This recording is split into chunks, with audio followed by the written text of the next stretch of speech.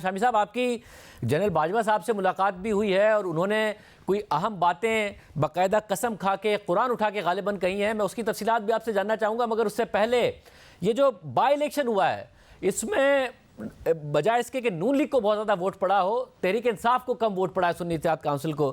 آپ کو لگ رہا ہے کہ ویو ختم ہو گئی ہے جو کہ باقاعدہ طور پر جولائی 2022 سے چلی آ رہی تھی عمران خان صاحب کے لیے، یا پھر کوئی اور بات ہے؟ یہ تو نہیں ہم کہہ سکتے کہ ویو ختم ہو گئی ہے، لیکن مدھم ضرور ہو گئی ہے.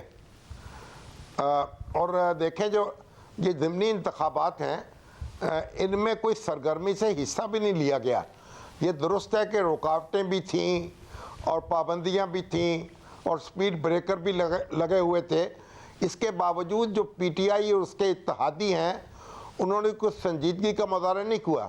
وہ جو کوئٹہ میں جا کے جلسہ کر رہے تھے ان کو چاہیے تھا کہ لاہور میں جلسہ کرتے، اور مریم نواز نے جو سیٹ چھوڑی تھی اور وہاں ضمنی انتخاب ہو رہا تھا اس کو ٹیسٹ کیس بناتے اور ایک ہنگامہ برپا کر دیتے. تو ایسا تو انہوں نے کچھ نہیں کیا. ایک بالکل ٹھنڈے ٹھار ماحول میں انتخابات ہوئے ہیں، بس وہ اخباری بیان دیتے رہے اور ہم سنتے رہے. تو یہ مطلب ہے کہ کوئی جوش و خروش لوگوں میں تھا نہیں. ہاں، مسلم لیگ نون کے ورکرز جو تھے انہوں نے تو کچھ سرگرمی دکھائی، لیکن پی ٹی آئی کے ووٹرز تو میرا خیال نکلے نہیں ہیں. آپ لاہور کو دیکھ لیجئے کہ کتنے ووٹ پڑے ہیں، کوئی 13%، کوئی 16%، کوئی 18%، بڑے کم ووٹ پڑے ہیں. تو اگر یہ پی ٹی آئی کے لوگ کہاں تھے پھر؟ تو لگتا ہے یا تو بددل ہو گئے یا حوصلہ چھوڑ بیٹھے یا سمجھے کہ بھئی اب دیوار سے ٹکر نہیں مارنی، یا پھر ان کے لیڈر جو ہیں ان کو موبلائز کرنے میں کامیاب نہیں ہوئے. تو جو کچھ بھی کہیں آپ، لیکن بہرحال اس سے مسلم لیگ نون کی جو توانائی ہے اس میں اضافہ ہوا ہے اور پی ٹی آئی کو بہرحال ایک سیٹ بیک لگا ہے. آسما، آپ بتائیے گا 8 فروری کو تمام ظاہر ریاستی ایک پوری مشینری ان کے خلاف تھی، اس کے باوجود ووٹر سپورٹر نکلا، اور جب تحریک انصاف کہتی ہے کہ 8 فروری کو دھاندلی ہوئی ہے تو اس کے اگینسٹ ان کے کیس میں مضبوطی اس لیے نظر آتی ہے کہ ثبوت ہیں، فارم 45، فارم 47، اب بھی دھاندلی کا ضرور الزام لگا رہے ہیں مگر اپنا ووٹر سپورٹر نہیں نکلا ہے. آپ کو لگتا ہے کہ مایوس ہوا ہے وہ؟ کوئی اور وجہ ہے؟ کیا ہوا ہے؟ جی بالکل، میرا خیال ہے شاذیب کہ یہ تو کل کا جو دن تھا اس میں بہت ساری چیزیں یا اشارے پاکستان تحریک انصاف کے لیے چھپے ہوئے ہیں. 8 فروری کا آپ نے حوالہ دیا. 8 فروری کو اگر لوگ نکلے تھے تو وہ جو بھی پلاننگ تھی یا جس طرح سے بھی کہا جا رہا تھا کہ دھاندلی کی جائے گی وہ اتنی کامیاب نہ ہو سکی، باوجود اس کے کہ بہت سے الزامات آج بھی موجود ہیں. اس کی وجہ صرف یہ تھی کہ لوگ نکلے، ان کو ایک ہوپ تھی، امید تھی کہ عمران خان صاحب کو جتوائیں گے، وزیر اعظم بنوائیں گے، ان کے کیسز ختم ہوں گے، ان کو رہائی ہوگی. لیکن 1-2 مہینوں کے اندر اندر آپ نے دیکھا کہ وہ ایک مایوسی میں وہ چیز جو ہے وہ بدلتی چلی جا رہی ہے. اور پھر خود جو تنظیمی بنیادوں کے اوپر پاکستان تحریک انصاف کے معاملات ہیں وہ بھی سمجھ سے بالا تر ہیں. ووٹر ان کا مایوس ہے، ان کو ان کی انوالومنٹ نہیں ہے، ڈسپلن. اب جیسے شیر افضل مروت صاحب جو ہیں وہ کراؤڈ پولر ہیں اس وقت، لیکن وہ کراچی چلے گئے. ایک انہوں نے جلسہ کیا جو کہ اچھا جلسہ تھا قصور کے اندر، لیکن اس کے باوجود وہاں پہ یعنی پنجاب کے اندر جہاں پہ ضرورت تھی پریزنس کی، وہاں پہ پاکستان تحریک انصاف کی جو لیڈرشپ تھی وہ وہاں نہیں پہنچ سکی. اس کی بجائے وہ الگ گیلریز کے ساتھ جو ہیں وہ کھیلتے رہے. تو یہ ایک المیہ بہرحال وہاں پہ. لیکن سب سے بڑی بات یہ ہے کہ موٹیویشن نہیں ہے پاکستان تحریک انصاف کے اس وقت ورکر کی، ووٹر کی. وہ نہیں سمجھتا کہ ان کے ووٹ کا کوئی فائدہ ہوگا. 8 فروری کو جس انرجی کے ساتھ وہ نکلے تھے، ان کو جو رزلٹ مل سکتے تھے وہ رزلٹ ان کو نہیں مل رہے. اس کا نتیجہ یہ نکلا ہے کہ 19 سے 24% تک جو ٹرن آؤٹ ہے وہ رہا ہے. صرف سندھ کے اندر جو ٹرن آؤٹ ہے وہ بہت مناسب اور اچھا ہے، ٹرن آؤٹ جو ہے وہ نظر آتا ہے. اس کے علاوہ اور پھر باجوڑ کے اندر آپ دیکھیں کہ کارکن کو جس کو کہ دیا جا سکتا تھا وہ قتل ہو گیا، اس کے باوجود اس کے بھائی کو ٹکٹ نہیں ملا. تو لوگوں نے ووٹ کے ذریعے سے اپنا بدلہ لیا ہے. اور وہ جو ایک کانسیپٹ تھا کہ کھمبے کو بھی ٹکٹ دیں گے خان صاحب تو وہ جیت جائے گا، اس ضمنی انتخاب کے اندر وہ جو کانسیپٹ، وہ جو پرسیپشن تھی وہ بہت بری طرح ٹوٹی ہے. اور شامی صاحب، آپ کی ایک تقریب غالباً ملاقات ہوئی ہے جنرل باجوہ سے، اور 3 اہم معاملات جن کے ان پر الزام لگ رہے تھے ان کے انہوں نے جواب بھی دیے ہیں، غالباً قسم کھا کے دیے ہیں، قرآن اٹھا کر دیے ہیں. کیا تفصیلات ہیں؟ دیکھیں، جنرل رحیم الدین مرحوم جو ہیں ان کے پوتے کی شادی تھی، ہمارے فائز رحیم الدین صاحب کے بیٹے سعد کی، اور وہاں وہ تشریف لائے اور محمد مالک صاحب بھی تھے اور میں بھی تھا.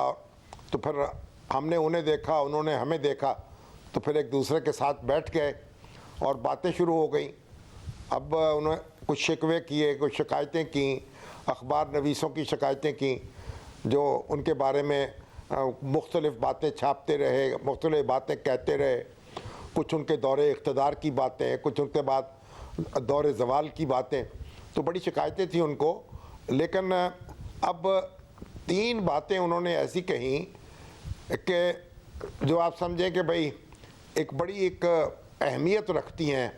اور انہوں نے قرآن کریم جو تھا ان کی جیب میں تھا اور انہوں نے اس کو نکال کے اس پہ ہاتھ رکھا اور قرآن کی قسم کھائی، اور اس کے بعد پھر یہ بھی کہا کہ اپنی والدہ کی قبر کی قسم کھائی، اور پھر ساتھ یہ کہا کہ مجھے ایک موقع پر تو انہوں نے یہ کہا مجھے رسول اللہ کی شفاعت نصیب نہ ہو اگر میں غلط بیانی کر رہا ہوں تو. اب اس میں تفصیل میں جائے بغیر میں موٹی سی بات عرض کرتا ہوں آپ کو. ایک تو انہوں نے کہا کہ جو نواز شریف صاحب تھے جب وہ لاہور سے لندن گئے تو اس میں ان کا کوئی کردار نہیں تھا اور انہوں نے ان کو بجوایا نہیں وہاں. بالکل میں اس سے اپنے آپ کو بری ذمہ رکھتا ہوں. پھر انہوں نے دوسری بات یہ کہی کہ جو عمران خان صاحب کی حکومت تھی اور یہ الزام لگایا گیا کہ امریکہ کے ساتھ مل کر ہم نے سازش کی ہے اور ان کی حکومت کو گرایا ہے. اس بات کی بھی میں سختی سے تردید کرتا ہوں. اور تیسری بات یہ کہی اور آخری بات اور بڑی اہم بات ہے، انہوں نے کہا کہ میں نے جو ایکسٹینشن کی، جو آخری ایکسٹینشن کہی جاتی ہے نا، اس کی خواہش ظاہر نہیں کی، نہ کسی سے تقاضا کیا، نہ اس کے لیے کوشش کی، نہ کسی سے کسی کو مجبور کیا، اور بالکل میرے اوپر جو ہے جھوٹ بولا جا رہا ہے اور الزامات لگائے جا رہے ہیں، اور جو بھی جس کے منہ میں آتا ہے وہ کہہ دیتا ہے. تو یہ 3 باتیں ہیں جو انہوں نے بیان کی اور بہرحال ان کی بڑی اہمیت ہے. اب میں اور مالک تو اس کے بعد سر پکڑ کر بیٹھے رہے اور حفیظ اللہ نیازی صاحب بھی دور بیٹھے ہوئے تھے. وہ کہنے لگے آپ لوگ تو بس ایسے ہی مان گئے ہیں، اور وہ تو پھر نقطے نکالنے لگے. میں نے کہا بھائی ہم نقطے نہیں نکال سکتے. مالک صاحب نے بھی کہا ہم نقطے نہیں نکال سکتے، ہم تو وہ قسموں کی شدت جو ہے اس کے بوجھ تلے ابھی تک دبے ہوئے ہیں اور نکل نہیں پا رہے. تو بہرحال اب یہ تو اللہ ہی جانتا ہے، اللہ کی باتیں اللہ ہی جانے، یا کیا کہتے ہیں کہ دل دریا سمندروں ڈونگے کون دلا دیا جانے ہو. یہ بڑا اہم معاملہ ہے. قسمیں کھا کے انہوں نے یہ ساری باتیں کی. آسما میں اسلام آباد کے حوالے سے بھی جاننا چاہ رہا ہوں. ایک طرف بائی الیکشن ہو گیا، کیا ماحول اب یہ بن رہا ہے اسلام آباد میں کہ جی اب حکومت چل پڑی ہے، یہ حکومت اب آگے چلے گی؟ کیونکہ تحریک انصاف تو بار بار کہتی ہے اس حکومت نے چلنا نہیں ہے، عمران خان صاحب بھی بار بار کہتے ہیں اس نے چلنا نہیں ہے. ماحول کس وقت کیا بن رہا ہے؟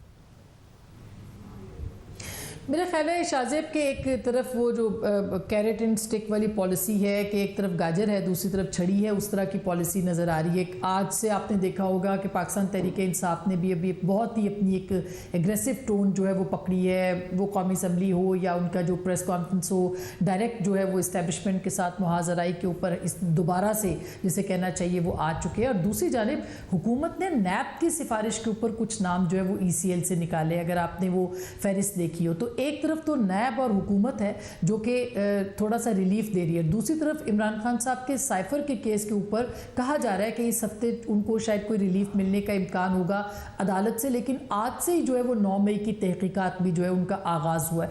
تو اگر ان ساری کڑیوں کو آپس میں ملایا جائے تو میرا خیال ہے کہ یہ کوئی بہت بڑی ڈیولپمنٹ ہمیں نظر نہیں آتی. البتہ پاکستان تحریک انصاف کی جانب سے بھلے وہ علی امین گنڈا پور صاحب جو ہیں ان کا ٹون ہو، भले उनके जो लीडरशिप है उनकी कौमी असम्बली के अंदर उनका एहतजाज हो या उनकी महाजराई हो या उनका लबो लहजा हो, उसके अंदर ज़्यादा दबाव जो है वो नज़र आता है, दबाव बढ़ाते हुए नज़र आते हैं और डेस्परेशन भी है, क्योंकि कल के इंतखाब के बाद जो है वो पाकिस्तान तहरीक इंसाफ के पास एज सच कोई नैरेटिव भी नहीं है। इस वक्त फिल फॉर पाकिस्तान तहरीक इंसाफ जो है वो अपने जो लीडरशिप है उसको रिलीफ दिलवाना चाहती है और उसके लिए सिर्फ एक ही तरीका उनको समझ में आता है कि किसी तरीके से इस्टेब्लिशमेंट के साथ बात की जाए। जो हमारी इत्तला है उसमें पाकिस्तान की जो इस्टेब्लिशमेंट है वो ताहाल इमरान खान साहब के साथ बात नहीं कर रही और इमरान खान साहब सियासी जमातों से बात नहीं करना चाहते।